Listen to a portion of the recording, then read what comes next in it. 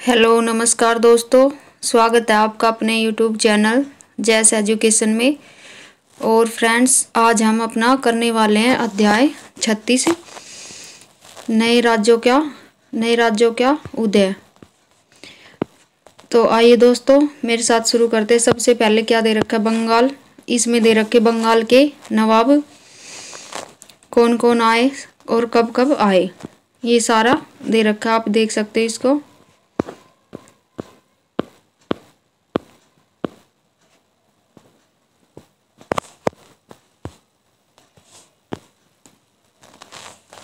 सबसे पहले क्या दे रखा? अंग्रेजों ने 1651 में बंगाल में अपनी पहली फैक्ट्री किसकी अनुमति से? शाह शुजा की अनुमति से लगाई थी।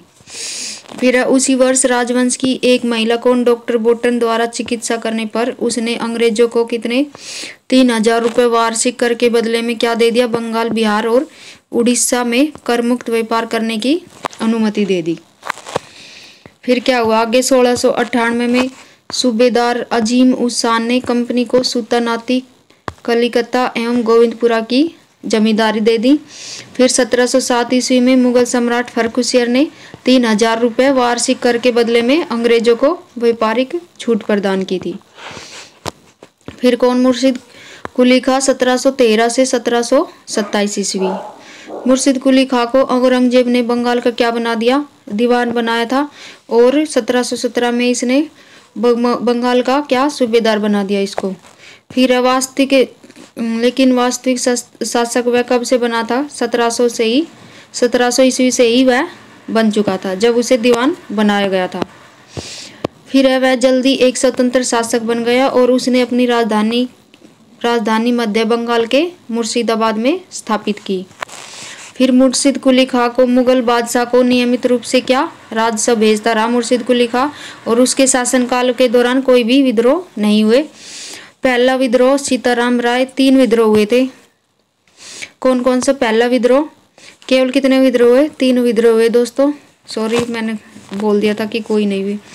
फिर सीताराम राय, उदय नारायण और कौन सा? गुलाम मोहम्मद, इन तीनों ने किया था।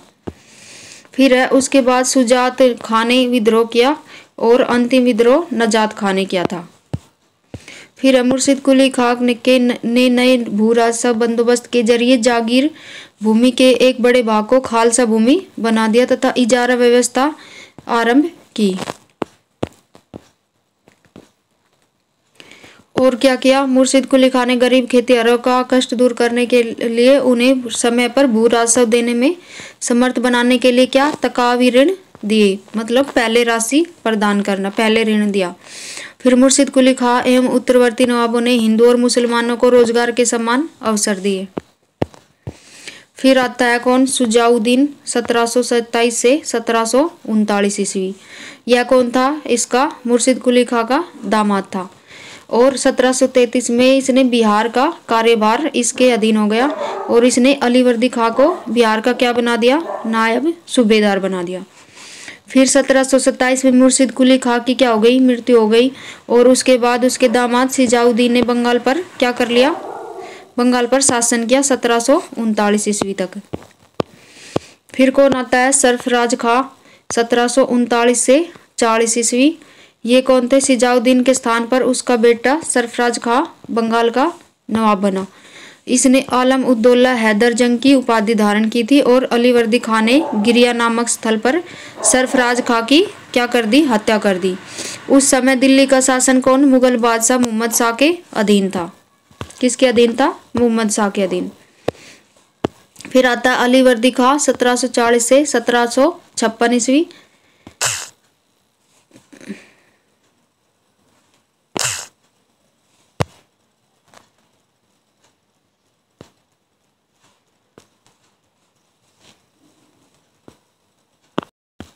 सत्रह सौ 40 ईस्वी में, एक मिनट क्या हो रहा है? 1740 ईस्वी में अलीवर्दी खां बंगाल का नवाब बना और इसने मुगल सम्राट को 2 करोड़ रुपए देकर अपने पद को क्या बना दिया? स्थायी बनाया और मुगल बादशाह को अपनी सत्ता राजगद्दी पर अधिकार के बाद उसने मुगल बादशाह को अपनी सत्ता की पुष्टि के लिए क्या नजराना भेजा, परंतु उसके बाद अपने 16 वर्षों के शासनकाल में उसने मुगल बादशाह को कभी भी राजस्व नहीं भेजा। यह नाम मात्र के लिए मुगल सम्राट के अधीन था। फिर मराठों द्वारा अलीवर्दी खां को अत्यधिक क्षति उठानी पड़ी।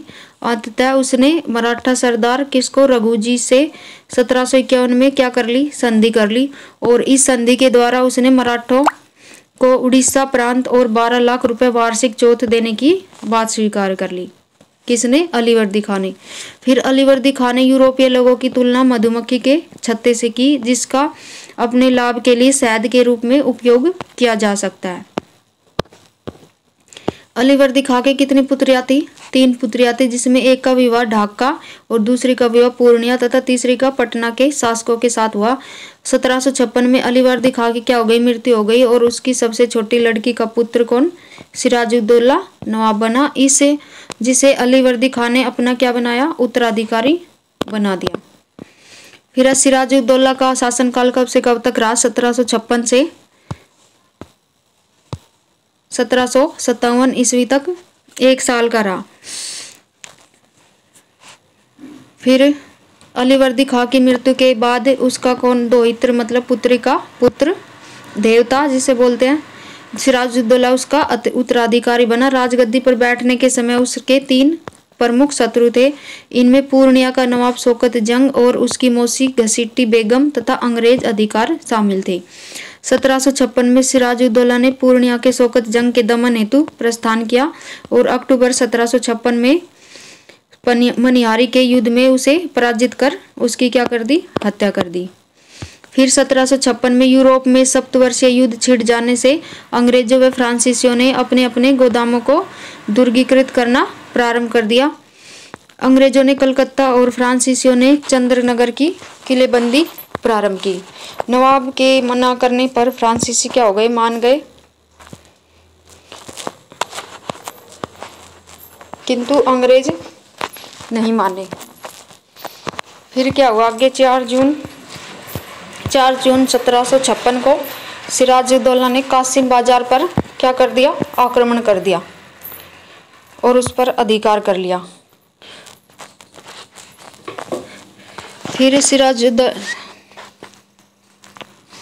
फिर सिराजुद्दौला ने 15 जून को कलकत्ता पर आक्रमण कर दिया और 5 दिन के घेरे के बाद 20 जून 1756 को नवाब ने फोर्ट विलियम पर अधिकार कर लिया। गवर्नर ड्रेक, सेनापति मिनीचिन व अन्य अंग्रेजी अधिकारियों ने फुल्टा द्वीप में शरण ली, भाग कर। फिर आगे ब्लैक होल की घटना कब हुई? 20 जून 1756 को। एक अंग्रेज अधिकारी कौन? जेड होलवेल द्वारा बताया गया कि नवाब ने 20 जून की रात में 146 अंग्रेज बंदियों को 18 फुट लंबी व 14-10 चौड़ी कोठरी में क्या कर दिया? बंद कर दिया, और अगले दिन होलवेल सहित 23 व्यक्ति जिंदा बचे। कितने? मात्र 23 व्यक्ति। यह घटना इतिहास में ब्लैक होल त्रासदी के नाम से प्रसिद्ध है। फिर प्लासी के युद्ध की पृष्ठभूमि। क्लाइव ने मानिकचंद को रिश्वत देकर 2 जनवरी 1757 को कलकत्ता पर अधिकार कर लिया और 9 फरवरी 1757 को नवाब ने क्लाइव से अलीनगर की संधि कर ली। फिर बंगाल के नवाब सिराजुद्दौला और क्लाइव के बीच हुई इस संधि के द्वारा कंपनी के क्षेत्राधिकार और विशेषाधिकार पुनः स्थापित हो गए। इस संधि के अंतर्गत कंपनी को अपने अधीन स्थलों को दुर्गीकृत करने व सिक्के डालने की क्या मिल गई? अनुमति मिल गई। फिर 18 अगस्त 1757 को अंग्रेजों ने कलकत्ता में अपनी क्या टकसाल स्थापित की और 13 मार्च 1757 को क्लाइव व वाटसन ने फ्रांसीसियों से क्या चंद्रनगर छीन लिया। फिर नवाब ने इसे अलीनगर की संधि का उल्लंघन माना और परिणाम क्या हुआ? क्लाइव ने नवाब के विरुद्ध षड्यंत्र करना प्रारंभ कर दिया। फिर नवाब के विरुद्ध षड्यंत्र, नवाब के प्रमुख अधिकारी उससे क्या थे? असंतुष्ट थे। क्लाइव ने इसका लाभ उठाकर एक षड्यंत्र रचा। इस षड्यंत्र में नवाब का प्रधान सेनापति मीर जाफर और सेना एक अन्य अधिकारी यार लतीफ, दीवान राय दुर्बल और बंगाल के सबसे बड़े बैंकर जगत सेठ शामिल थे। क्लाइव ने एक धनी व्यापारी अमीन चंद के मध्य से इन लोगों से क्या किया, संपर्क किया। फिर प्लासी का युद्ध 23 जून 1757 को, कई बार पेपर में पूछा हुआ है।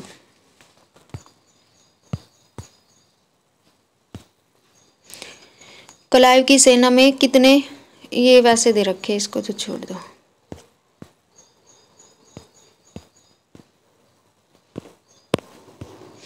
फिर अमीर जाफर 1757 से 1760 ईस्वी में। प्लासी की सफलता के पश्चात अंग्रेजों ने मीर जाफर को बंगाल का नवाब बना दिया और मुर्शिदाबाद के किसी हाजिर जवाब दरबारी ने मीर जाफर का नाम क्या, कर्नल क्लाइव का गधा रखा था। इसके कार्यकाल में अंग्रेजों की बांटो व राज करो की नीति का सूत्रपात हुआ और 25 फरवरी 1760 ईस्वी को क्लाइव इंग्लैंड वापस चला गया।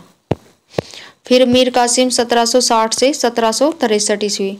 मीर कासिम अलीवर्दी खां के बाद बंगाल का दूसरा सबसे योग्य नवाब था और उसने अपनी राजधानी मुर्शिदाबाद से कहाँ स्थापित कर ली, मुंगेर।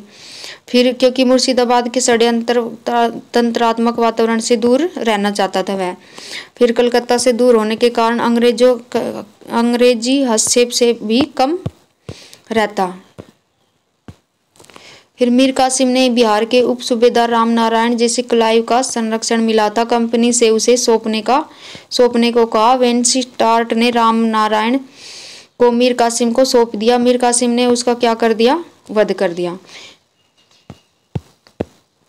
मीर कासिम 1763 से 1765 पटना की घटना के कारण कंपनी ने जुलाई 1763 में मीर जाफर को नवाब, मीर कासिम तो हमने पढ़ा था, अभी मीर को नहीं, मीर जाफर को क्या कर दिया, नवाब घोषित कर मीर कासिम के विरुद्ध युद्ध की घोषणा कर दी। और मीर जाफर ने कंपनी से कितना 2.5% नमक कर लेने के अतिरिक्त कंपनी को सभी करों से मुक्त कर दिया। फिर होता बक्सर का युद्ध 22 अक्टूबर 1764 में। किसके बीच हुआ, मीर कासिम और अंग्रेजों के। मीर कासिम के विरुद्ध अंग्रेजों ने क्या युद्ध छेड़ दिया। मीर कासिम ने अंग्रेजों को युद्ध बंद करने की चेतावनी दी लेकिन अंग्रेज नहीं माने।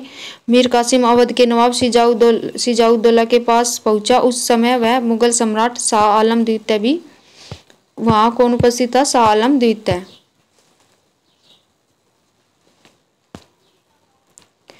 फिर इस प्रकार तीनों के मध्य समझौते के तहत उनकी संयुक्त सेना ने पटना के पास बक्सर में डेरा डाला।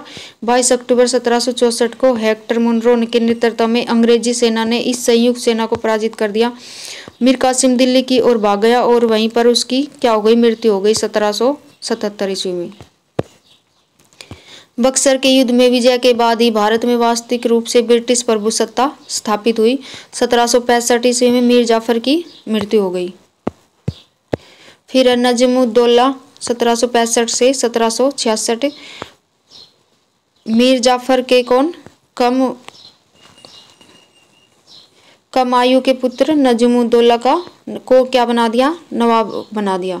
फिर इस समय अंग्रेजों ने लगभग सभी अधिकार अपने क्या कर लिए, पास रखे। बक्सर के युद्ध के बाद क्लाइव पुनः ब्रिटिश गवर्नर बनकर भारत आया और उसने बंगाल के नवाब, मुगल सम्राट व अवध के नवाब सिजाउद्दौला से क्या कर ली, संधि कर ली। क्लाइव ने मुगल सम्राट और अवध के नवाब से इलाहाबाद की 2 अलग अलग संधियां की। फिर अवध राज्य अंग्रेजी व मराठा राज्यों के बीच में था। यह पश्चिम में कन्नौज से लेकर पूर्व में कर्मनाशा नदी तक फैला हुआ था। इसे बफर राज्य के रूप में जाना जाता था। फिर इलाहाबाद की प्रथम संधि 12 अगस्त 1765 को।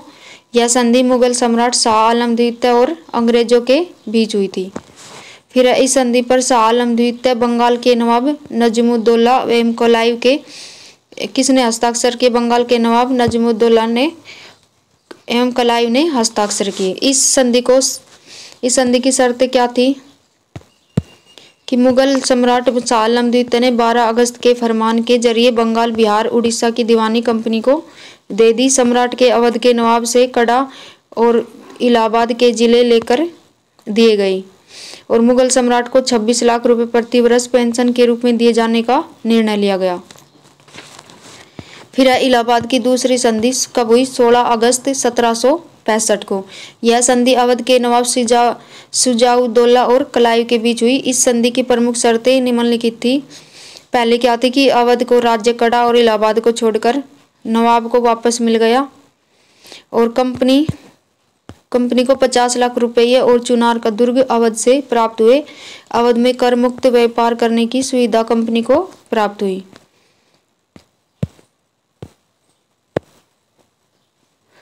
फिर आ गया ये अवध के नवाब कौन कौन थे, ये दे रखा है सारा। मीर मोहम्मद नासिर, फिर इसके बाद सुआदत खां,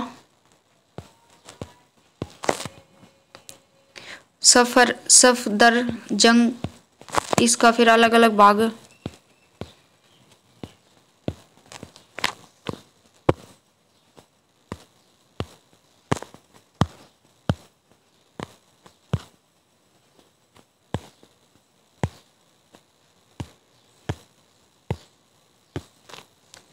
सबसे पहले कौन है, सादत खां बुरहान उल मुल्क 1722 से 1739 ईस्वी। अवध के स्वतंत्र राज्य का संस्थापक है ये था सादत खां। और सादत खां 1720 में बयाना का फौजदार नियुक्त किया गया था इसको। फिर उसने सैयद बंधुओं के विरुद्ध षड्यंत्र में भाग लिया और पहले उसे पंचहजारी और सप्तहजारी का मनसब मिला और बुरहान उल मुल्क की उपाधि भी मिली। फिर सुआदत खां एक छोटा मुगल अफसर था जिसने 1723 में नया राजस्व बंदोबस्त लागू किया। अवध के शासकों ने अराजकता समाप्त करने और सूबे के वित्तीय साधनों को बढ़ाने और न्याय व शांति स्थापित करने का क्या किया, प्रयास किया।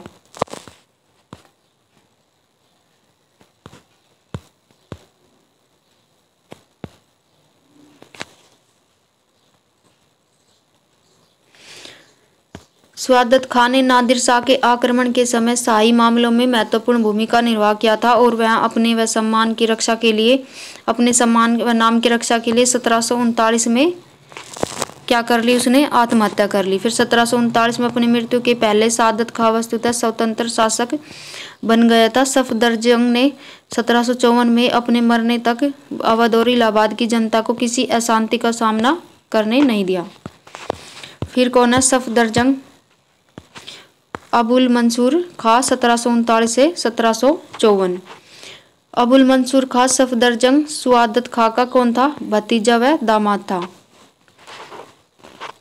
वह उसकी मृत्यु के बाद उसका उत्तराधिकारी बना और सम्राट मोहम्मद शाह ने एक फरमान द्वारा सफदरजंग को अवध का नवाब नियुक्त कर दिया और 1748 ईस्वी में सम्राट अहमद ने उसे अपना क्या बना लिया, वजीर नियुक्त किया और इलाहाबाद प्रांत दे दिया।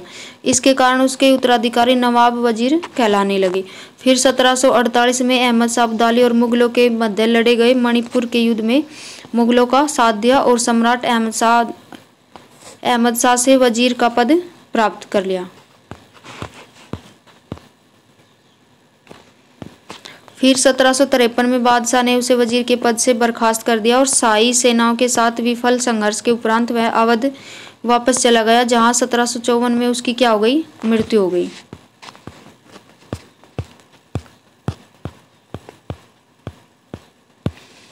सत्रह सौ 50 से 1751 ईस्वी की लड़ाई में सफदरजंग ने रुहेला और बंगस पठानों के विरुद्ध युद्ध छेड़ा और उसने मराठों की सैनिक सहायता तथा जाटों का समर्थन प्राप्त किया। नवाबों की सरकार के तहत लंबे समय तक लगातार शांति और सामंतों की आर्थिक समृद्धि के परिणाम स्वरूप अवध दरबार के आसपास एक विशिष्ट लखनवी संस्कृति विकसित हुई। लखनऊ बहुत समय से अवध का एक महत्वपूर्ण नगर था जो 1775 ईस्वी के बाद अवध के नवाबों का निवास स्थान बन गया था। फिर शुजाउद्दौला 1754 से 1775 ईस्वी अवध के सूबेदार सफदरजंग की मृत्यु के बाद उसका उत्तराधिकारी उसका पुत्र शुजाउद्दौला बना और पानीपत के तीसरे युद्ध में शुजाउद्दौला ने अहमद शाह अब्दाली का साथ दिया। फिर बंगाल के पदच्युत मतलब कि पद से हटने वाले नवाब मीर कासिम व दिल्ली के सम्राट शाह आलम द्वितीय के साथ उसने अंग्रेजों के विरुद्ध बक्सर का युद्ध लड़ा, परंतु क्या हुआ, वह पराजित हुआ। फिर बक्सर के युद्ध के विजय के पश्चात उसने 1765 ईस्वी में कलाइव ने अवध के नवाब शुजाउद्दौला से कड़ा व इलाहाबाद के जिले लेकर शाह आलम को दे दिए। फिर बनारस की संधि कब होती है? 1773 ईस्वी में। यह संधि अवध के नवाब शुजाउद्दौला और किसके बीच?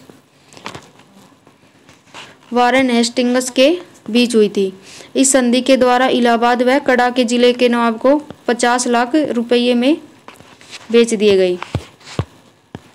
फिर इस संधि से प्रेरित होकर नवाब ने 1774 ईस्वी में रुहेलखंड पर आक्रमण कर दिया और अप्रैल 1774 में मीरनपुर कटरा के स्थान पर एक निर्णायक युद्ध में रुहेला सरदार हाफिज रहमत खां को मार डाला। फिर होता है किसका? गाजीउद्दीन हैदर अली खां 1814 से 1827 ईस्वी। हेस्टिंग्स ने 1815 ईस्वी में इसे बादशाह की क्या दी थी? उपाधि दी थी। और इसके बाद नासिरुद्दीन ने अली शाह राजगद्दी पर बैठा। फिर इसके बाद कौन आता है?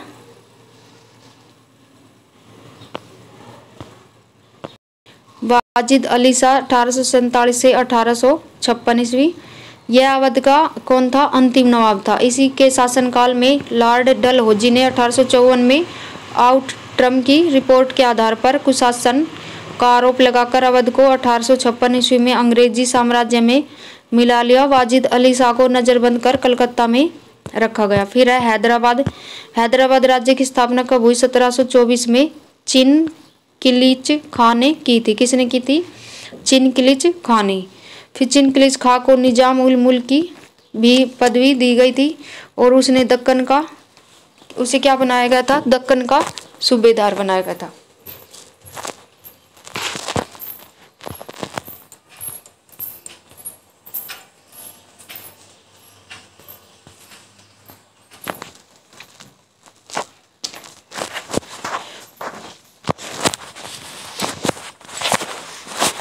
फिर इसके बाद उसने स्वयं को क्या कर रखा था? स्वतंत्र घोषित नहीं किया और लेकिन दक्कन पर उसने एक स्वतंत्र शासक की तरह शासन किया और उसने आसफ जाही वंश की नींव डाली। उसके उत्तराधिकारी कौन? हैदराबाद के निजाम कहलाए। मुगल सम्राट मोहम्मद शाह ने चिनकिलिच खां को आसफ जाह की उपाधि प्रदान की। सकूर खेड़ा के युद्ध में चिनकिलिच खां ने मुगल सूबेदार मुबारिज खां को पराजित किया था। फिर 1748 में चिनकिलिच खां की क्या हो गई? मृत्यु हो गई और हैदराबाद भारतीय राज्य में प्रथम राज्य था जिसने 1798 में वेलेजली की सहायक संधि स्वीकार की और आश्रित सेना रखना स्वीकार किया। ये दे रखे उत्तर मुगलकालीन राज्य के संस्थापक।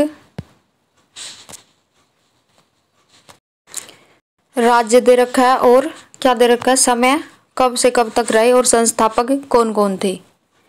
बंगाल के कौन थे? 1719 से 20 तक कौन? मुर्शिद कुली खां। और हैदराबाद के 1754 में निजामुल मुल्क।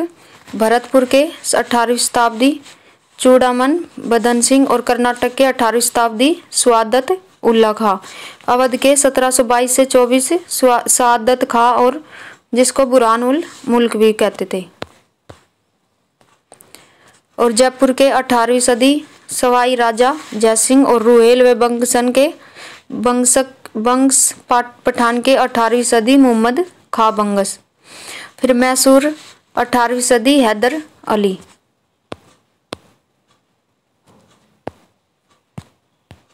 फिर आता है कौन सा राज्य? कर्नाटक। कर्नाटक के स्वतंत्र राज्य की स्थापना किसने? सादत उल्ला खां ने की थी और उसने अर्काट को अपनी क्या बनाया था?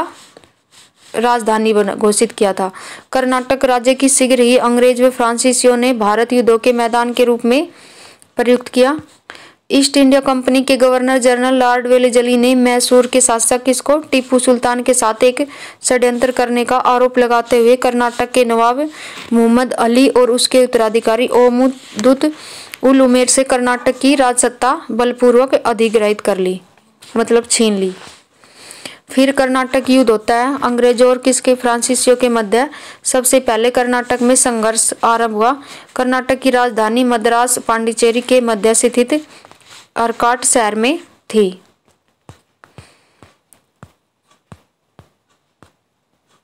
फिर 1740 से 48 के दौरान यूरोप में एक युद्ध हुआ जिसे ऑस्ट्रियाई उत्तराधिकारी का युद्ध कहते हैं। किसका? ऑस्ट्रियाई उत्तराधिकारी।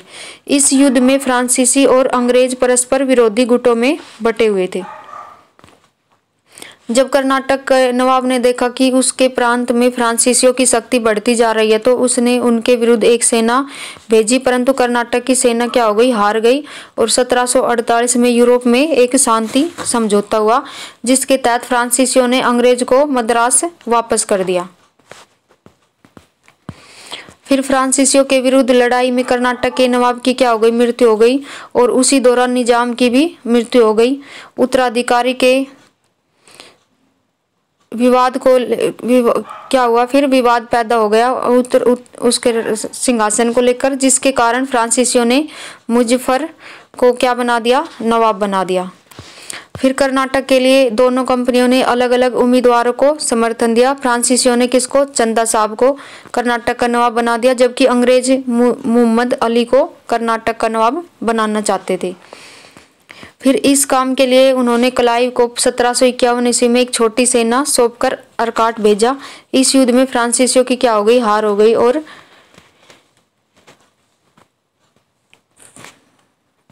फिर चंदा साहब का सिर काट दिया गया। डुप्ले को फ्रांस वापस बुला लिया गया और दोनों कंपनियों के मध्य शांति समझौता हो गया। फिर निजाम ने मोहम्मद अली को कर्नाटक का नवाब स्वीकार कर लिया। कर्नाटक में फ्रांसीसी कंपनी के स्थान पर अंग्रेजी कंपनी का क्या हो गया? आधिपत्य हो गया। फिर अंग्रेज फ्रांसीसी संघर्ष का अंतिम दौर 1756 ईस्वी में तब प्रारंभ हुआ जब यूरोप में सप्तवर्षीय युद्ध आरंभ हुआ। कर्नाटक में फ्रांसीसियों की पराजय हुई। हैदराबाद में फ्रांसीसियों की स्थापना फ्रांसीसियों का स्थान किसने ले लिया? अंग्रेजों ने ले लिया। फिर 1763 ईस्वी में यूरोप में सप्तवर्षीय मतलब 7 वर्षीय युद्ध समाप्त हुआ तो फ्रांसीसियों ने उनके उपनिवेश वापस मिल गए फ्रांसीसियों को, और परंतु भारत में फ्रांसीसियों की राजनीतिक सत्ता क्या हो गई? समाप्त हो गई। फिर कौन सा राज्य आता है? केरल। केरल इसकी राजधानी त्रावणकोर थी और 18वीं शताब्दी के आरंभ में केरल अनेक सामंती सरदारों व राजाओं के मध्य विभाजित था। केरल के कितने राज्य थे? 4 महत्वपूर्ण राज्य थे। कोचीन, त्रावणकोर, जमोरिन के अधीन कालीकट और चिरकाल। त्रावण राज्य को 1729 के बाद राजा मार्तंड वर्मा के नेतृत्व में प्रमुखता मिली। उसने राज्य के सामंतों को पराजित किया। क्विलिन व इलायादाम को जीत लिया और डचों को हराकर केरल में उनकी राजनीतिक सत्ता समाप्त कर दी। फिर है ये साफ नहीं दिख रहा, दूसरा पेज है इसका। आंग्ल फ्रांसीसी संघर्ष दे रखा है। फिर इसका समय और इसके क्या कारण थे। फिर किस किस के बीच में संधि हुई। सबसे पहले प्रथम, फिर इसके दे रखे हैं परिणाम, क्या परिणाम हुए। सबसे पहले क्या है? प्रथम युद्ध कर्नाटक का और 1746 से 48 ईस्वी। कारण ऑस्ट्रिया का उत्तराधिकार युद्ध। फिर है एक्सला-सेपल संधि 1748 में। फिर कारण क्या था इसका? परिणाम क्या हुए इसके? इस युद्ध में फ्रांसीसियों की क्या हुई? विजय हुई और जिससे डुप्ले की महत्वाकांक्षा बढ़ गई। फिर द्वितीय युद्ध कर्नाटक युद्ध। दूसरा भी कर्नाटक युद्ध 1749 से 54 ईस्वी। तीनों कर्नाटक युद्ध है ये। कब कब हुए? काल समय दे रखा 1749 से 54। हैदराबाद तथा कर्नाटक के आंतरिक मामलों में विवाद होने के कारण। फिर संधि हुई पांडिचेरी संधि, जिसको कब? 1754 ईस्वी को। इसका परिणाम क्या हुआ? अंग्रेजों एवं फ्रांसीसियों ने भारत या राजाओं एवं नवाबों के आंतरिक मामलों में हस्तक्षेप न करने का वादा किया और फ्रांसीसी प्रभुसत्ता को हानि हुई तथा अंग्रेजों का प्रभाव बढ़ा। फिर 1758 से 1763 ईस्वी में सप्तवर्षीय युद्ध से प्रभावित। फिर संधि पेरिस की संधि 1763 में। परिणाम क्या हुआ? 1760 में वांडीवास के युद्ध में इंग्लिश कंपनी ने फ्रांसीसियों को निर्णायक रूप से पराजित किया। फिर आता है जाट खेतिहर की एक क्या थी जाति है जो दिल्ली, आगरा और मथुरा के आसपास के क्षेत्रों में रहते थे। मथुरा के आसपास के जाट किसानों ने 1669 ईस्वी में और फिर 1688 ईस्वी में अपने जाट जमींदारों के नेतृत्व में विद्रोह किए थे। औरंगजेब की मृत्यु के बाद जाटों ने दिल्ली के चारों ओर क्या अशांति पैदा कर दी और जाट विद्रोह जमींदारों के नेतृत्व में मूलतः एक कृषक विद्रोह था। जाटों ने गरीब हो या धनी, जागीरदार हो या किसान, हिंदू हो या मुसलमान, सभी को क्या किया? लूटा। फिर है चूड़ामन 1690 से 1721 ईस्वी। चूड़ामन ने 1700 ईस्वी में भरतपुर राज्य की क्या रखी थी? नींव रखी थी और उसने थीन नामक स्थल पर एक सुदृढ़ दुर्ग बनाया और मुगलों की शक्ति को चुनौती दी। फिर आता है बदन सिंह 1721 से 1756 ईस्वी। बदन सिंह ने अपनी शक्तिशाली सेना बनाई तथा डींग, कुंबेर, वेद और भरतपुर में 4 दुर्ग बनाए। अहमद शाह अब्दाली ने बदन सिंह को राजा की उपाधि दी जिसमें महेंद्र शब्द जोड़ा गया।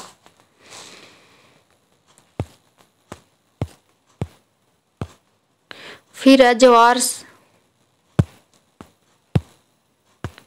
जवाहर सिंह 1764 से 1768 ईस्वी। इसकी मृत्यु के बाद क्रमशः रतन सिंह, केसरी सिंह और रणजीत सिंह, रणधीर सिंह शासक हुए और 1805 में रणधीर सिंह ने अंग्रेजों के अधीनता स्वीकार कर ली। फिर आते राजपूत। औरंगजेब की मृत्यु के बाद राजपूत शासकों ने मुगल साम्राज्य के बंधन से अपने आप को मुक्त करने का प्रयास किए और जोधपुर और आमेर के शासक को क्रमशः गुजरात और मालवा का सूबेदार बनाया गया।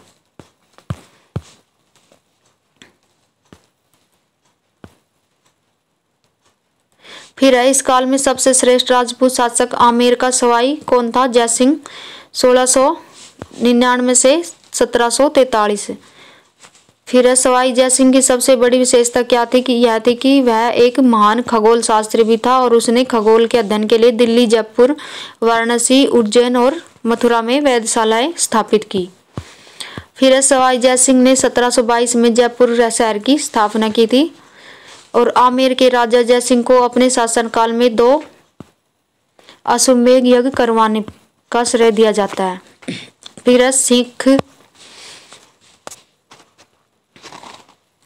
सिख को गुरु नानक ने 15वीं शताब्दी में आरंभ किया था। सिख धर्म को किसने किया था? गुरु नानक ने। कब? 1469 से 1539 ईस्वी। जन्म तलवंडी और पिता का नाम कालू जी, माता का नाम क्या था? सुलक्षणी और जाति थी खत्री, उपाधि हजरत रब्बल मीज। ये कौन थे? सिखों के पहले गुरु थे और इसका इतिहास सिखों गुरुओं के इतिहास में प्रारंभ होता है। कुल कितने गुरु हुए? 10 सिख गुरु हुए और इन्होंने कौन सा पंथ? नानक पंथ चलाया। इन्हीं के शिष्य सिख कहलाए। ये इब्राहिम लोदी के क्या थे? समकालीन थे। इन्होंने अपने एक शिष्य लहना को अपना उत्तराधिकारी बनाया जो अंगद नाम से दूसरे गुरु बने। किसको बनाया था? लहना को। फिर है गुरु अंगद का शासन। गुरु का कब से कब तक दे रखा टाइम इसका? 1539 से 1552 ईस्वी।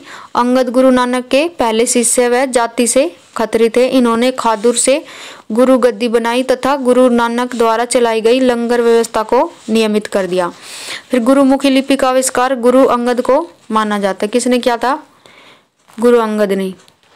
फिर इसके बाद कौन आते हैं? गुरु अमरदास 1552 से 1574 ईस्वी। ये कौन थे? अकबर के समकालीन थे और इन्होंने अपनी गद्दी गोइंदवाल में स्थापित की। गुरु अमरदास ने अपने उपदेशों का प्रचार प्रसार करने के लिए 22 गद्दियों को स्थापित किया। अकबर ने अमरदास की बेटी बीबी भानी के नाम कुछ भूमि दान की। फिर आते हैं इनके बाद गुरु रामदास 1574 से 1581 ईस्वी। ये भी अकबर के समकालीन व अमरदास के कौन थे? दामाद थे। अकबर ने इन्होंने 500 बीघा भूमि दान दी थी। इन्होंने अमृतसर नामक शहर बसाया और पहले इस नगर का नाम क्या था? रामदासपुर था। इनके अनुयायी कौन थे? रामदासी कहलाते थे। इनके अनुयायी रामदास ने अपने तीसरे पुत्र अर्जुन को उत्तराधिकारी नियुक्त करके गुरु का पद क्या बना दिया? प्रतक बना दिया। फिर गुरु अर्जुन देव 1581 से 1606 सच्चा पातशाह भी इनको कहा जाता है। फिर इन्होंने रामदासपुर में अमृतसर व संतोषसर नामक तालाब निर्मित करवाए। फिर अमृत तालाब के मध्य में 1589 ईस्वी में हर मंदिर साहिब स्वर्ण मंदिर का निर्माण करवाया गया। अर्जुन देव ने अनिवार्य आध्यात्मिक कर लेना शुरू किया तथा अपने शिष्य से कहा कि अपनी आय को 1/10 भाग गुरु को अर्पित करे। अर्जुन देव ने तरन तारण व करतारपुर नामक नगर की क्या की थी? स्थापना की। और 1595 में व्यास नदी के तट पर गोविंदपुर नामक शहर बसाया। 1604 में इन्होंने आदि ग्रंथ की भी रचना की थी। खुसरो के राजद्रोह के समर्थन देने के कारण जहांगीर ने 1606 में इन्हें मृत्युदंड दे दिया। फिर गुरु हरगोविंद 1606 से 1644 ईस्वी। गुरु हरगोविंद ने सिखों में सैनिक भावना पैदा की थी और इन्होंने सैनिक शिक्षा प्रारंभ की तथा स्वयं की रक्षा के लिए शस्त्र धारण करने की आज्ञा दी।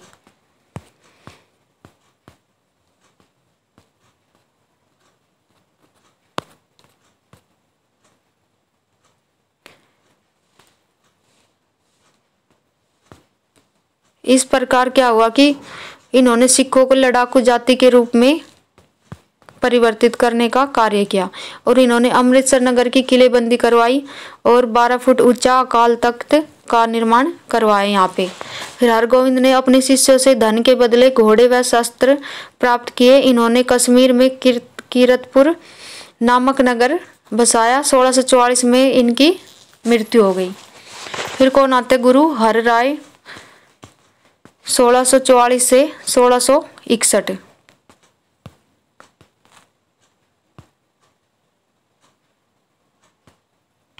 इन्होंने भी शिष्यों को क्या सैनिक शिक्षा दी और सामूगढ़ की पराजय के पश्चात दारा सिखों ने इनसे क्या की भेंट की थी और इससे नाराज होकर औरंगजेब ने हर राय को दिल्ली बुलाया, परंतु उससे मिलने ये स्वयं नहीं गए बल्कि अपने किसको? बेटे राम राय को भेज दिया।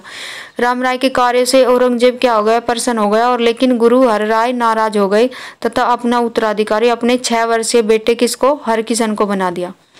फिर राम राय ने देहरादून में एक अलग गद्दी स्थापित की थी। राम राय के अनुयायी कौन? राम राय कहलाए। फिर गुरु हरकिशन 1661 से 1664 ईस्वी। इनके अपने बड़े भाई राम राय से विवाद हो गया। हरकिशन ने अपने उत्तराधिकारी तेग बहादुर को बनाया था। हरकिशन को दिल्ली जाकर गुरुपद के बारे में औरंगजेब को समझाना पड़ा और इनकी मृत्यु किससे हुई थी? चेचक से हुई थी। फिर कौन आते हैं? गुरु तेग बहादुर 1664 से 1675 ईस्वी। ये कौन थे? हरगोविंद के पुत्र थे और इन्होंने अपना केंद्र अमृतसर के स्थान पर किसको?